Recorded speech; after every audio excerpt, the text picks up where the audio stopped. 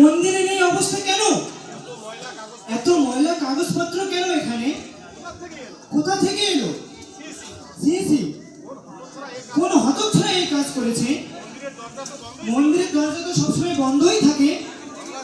গঙ্গাধর, ও গঙ্গাধর, একবার আসো তো এদিকে। কি হলো ঠাকুর মশাই? আমায় ডাকলেন?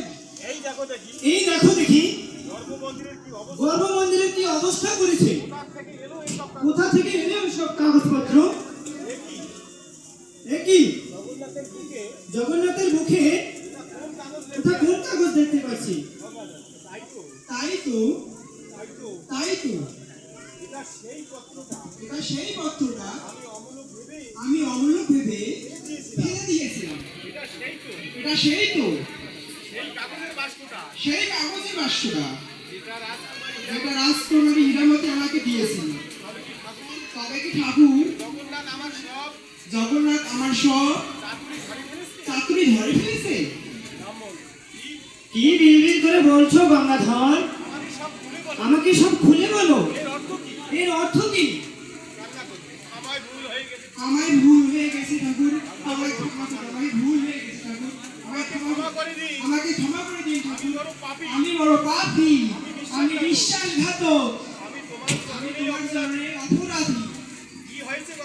কি হয়েছে গঙ্গাধর? আসল কথাটা আমাকে খুলে বলো। কি আর বলবো ঠাকুর, লজ্জায় আমার লুকানোর জায়গা পাইছি না। এক রাজকুমারী এই বাক্সটা জগন্নাথ চরণে সমর্পণ করার জন্য বিশ্বাস করে আমাকে দিয়েছি। আমি সোনাদানা ভেবে আত্মসাৎ করতে চেয়েছিলাম, কিন্তু বাক্স খুলে দেখি এই পত্রটা ছাড়া বাক্স আর কিছুই নেই।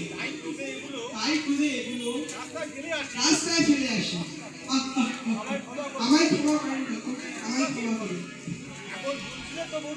এখন বুঝলে তো মূর্খ, সাক্ষাৎ জগন্নাথের কৃপা কত ক্ষিপ্ত, সংকল্প মাত্র কৃপা হয়ে যায়। এই যে সাক্ষাৎ তার কৃপা করুণা দয়ার মুক্তি। এখন শান্ত হ, তারপর এগুলো পরিষ্কার করে স্নানের জন্য সুগন্ধি জলের আয়োজন কর। ঠিক আছে ঠাকুর, আমি তাই করছি।